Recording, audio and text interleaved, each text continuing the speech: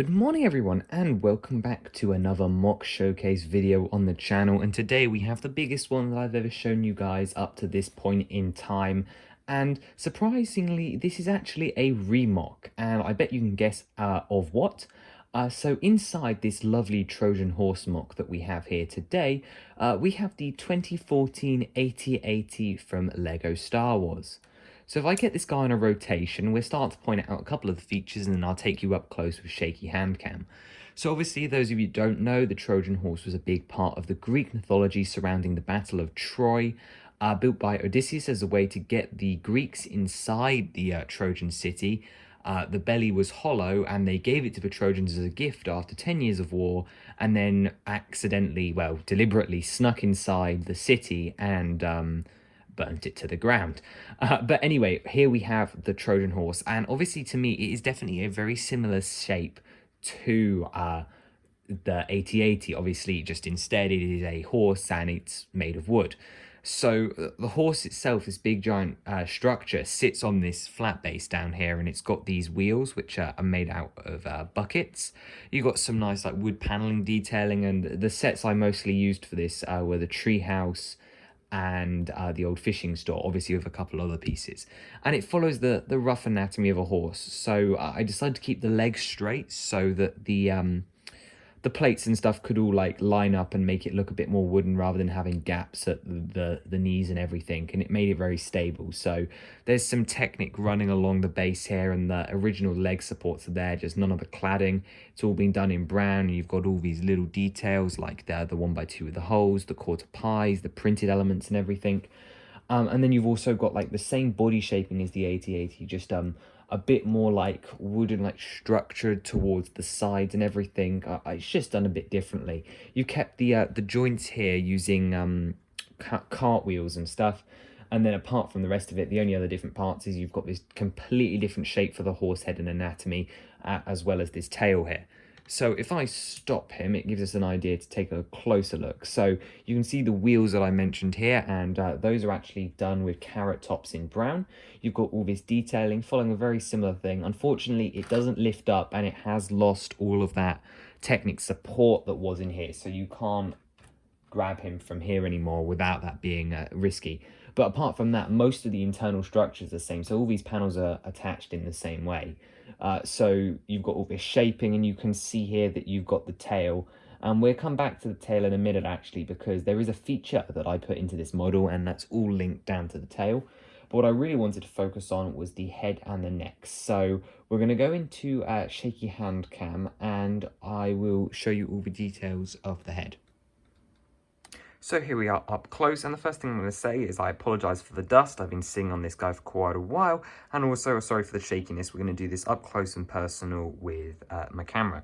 So starting at the front two legs here, you can see I did something different for the neck piece. I tried to base this off the Lego horse mold, where you've got like the curved neck, and I mean I didn't continue this all the way up, but I still thought it was prevalent to include. You can see the wheels up close, and actually there's some upside down snot techniques to help fill in these gaps around the Technic pieces that are over here. You can actually see some through there, but this was the only way I could make use of the curved panel. If I just, let's start destroying it.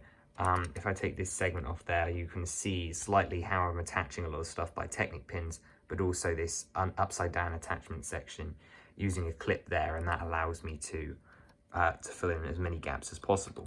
So now if one-handed I attempt to, yeah, no, this is not happening, is it? Okay, right, well, let's make the most of it. And you've also got some more shaping on the underside going up from the back of the legs. You can see some archways and stuff. And I'm still promising there is a feature to come and show you here today. But as we move up to the neck, you can see obviously the neck comes out of the very flat back, goes up, has this little mane on the top, which has been made different by just using some profile bricks and some slopes. You can see actually the neck's made up of several different components. So you've got this straight snot panel that goes all the way up and then curves in. But the entire head section is entirely separate from that. You can see it wiggling there. So the head includes all of this down here and is actually just attached off whatever's going on down in here, and then the rest are all just cover-up panels, of which you can see here. And this was probably the trickiest part of the build, was blending from this very angular curve we were having on the body into this smooth head straight shape. But either way, patterning continues and it gets a bit thinner. You go into some plates here. You've got the eyes, which are the reverse of some Erlings. And then it becomes a very flat build on the front, which is possibly something I would like to change if I was going to do it again. But you can see you've got the ears of the horse here. And I can't quite decide whether I prefer them the way you just saw them or like this.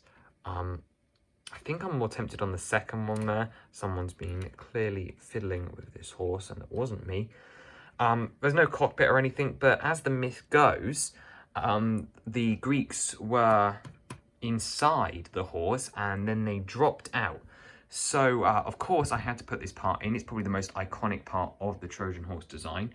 So I mentioned we were coming back to this tail, and well, we lift up this tail, which by the way is built off a load of slope bricks, and you can see that based off the original ATAT model, the same lever has just been left here. And yeah, sure, maybe I could have done a better job at hiding this, because it really does still stand out.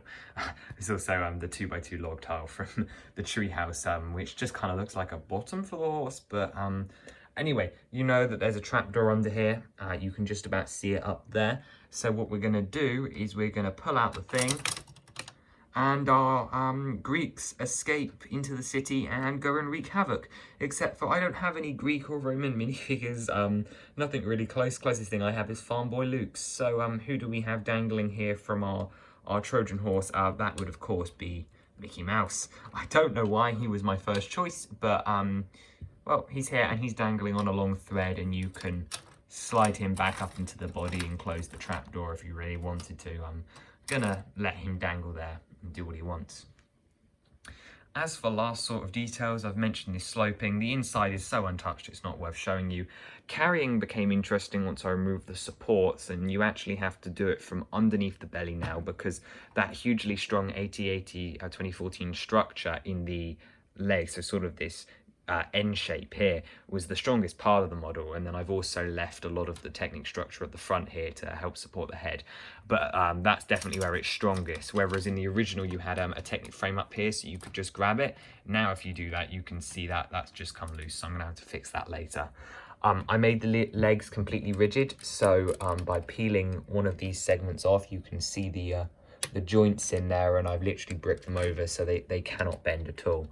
One thing I would like to attempt, and this is going to get a bit sketchy, but if we grab the horse, yeah, okay, so you can see what I did. I just added Technic bricks, a load of plates and stuff, just to support it and make it a bit stronger, which I think was definitely worth the time. Overall, this mock took me about 2 days. It really wasn't that bad once I stripped all the extras off Ralph and got the horse back to his state like this. Yeah, so overall, I'm very pleased with this one. I hope you guys enjoyed taking a look at this mock.